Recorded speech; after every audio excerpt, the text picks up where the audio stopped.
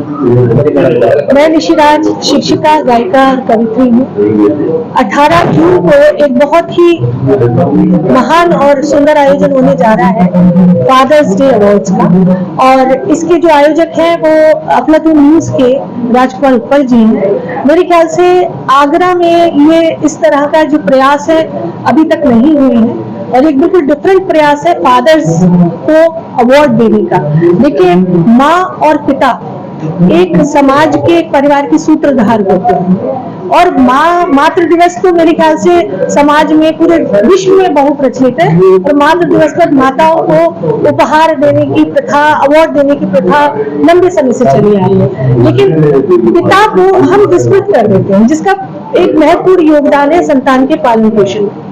ये माना कि माँ जन्म देती है, लेकिन पिता अगर ना हो तो एक बालक का मानसिक विकास पूरी तरह से नहीं होता।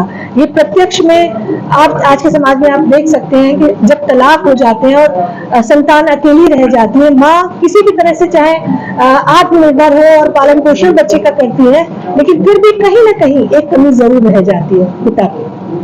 और पिता अगर साथ हो और माता पिता तरीके से उसका पालन पोषण करें बच्चे का, तो उसका एक अलग ही परिणाम आता है। पिता का एक बहुत ही महत्वपूर्ण योगदान होता है बच्चे के जीवन में, और यही सोचकर इस फादर्स डे का जो हमने प्रकरण स्थापित किया है वो चल रहा है। राजकुमार जी ने इसका आयोजन करने का जो संकल्प लिया है वो आगे हम लेकर चल रहे हैं।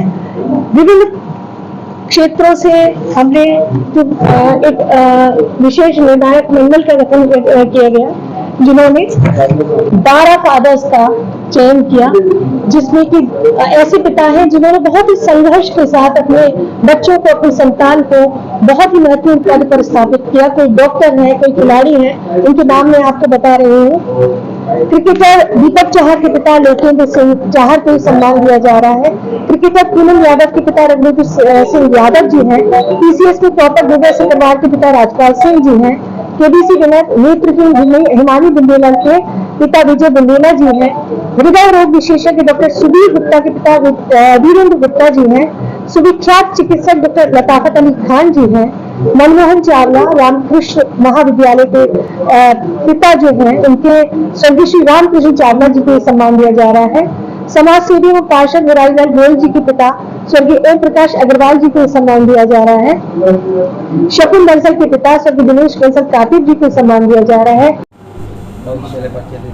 मैं डॉक्टर राजेंद्र मिलन साहित्यिक व्यक्ति हूँ, और ख़ास तौर से मैंने ये देखा है कि माताओं पर जितना हिंदी साहित्य में उपलब्ध है वो पिताजी पर नहीं है, लेकिन पिताजी की भूमिका बहुत ही अनूठी और अद्भुत होती है। मैंने 4 पंक्तियों में अपनी बात कहना चाहता हूँ, पिता क्या होते हैं, उनका क्या कर्तव्य है। तो एक कविता के माध्यम से सुनिएगा। मैंने लिखा है कि पिता लगते भले पर्वत, वो अनुशासन खड़े होते हैं, लगता है हमें ऐसे पर्वत समान है। पिता लगते भले पर्वत, सरोवर भी होते हैं, सरोवर भी वे होते हैं, बनाए रखते अनुशासन, आचरण भी बोते हैं, आचरण भी वे बोते हैं। ललक होती है पुत्र उनका, मनुष्य हो यशस्वी हो। ललक होती है उनकी, पुत्र उनका मनुष्य हो यशस्वी हो। धन्य ऐसे पिताओं को धैर्य अपना न खोते हैं, धैर्य अपना न खोते हैं। तो मैंने इन पंक्तियों के माध्यम से अपनी बात आपके सामने रखी, और ये आयोजन उन पिताओं को ही लिए ही हम कोशिश करते हैं कि समाज के और अन्य जो हमारे पिताश्री हैं, उनके बच्चे हैं, उन पर ये हमारा कार्यक्रम उनको प्रोत्साहित करे और वो इसके लिए तैयार रहें। बस ये हमारा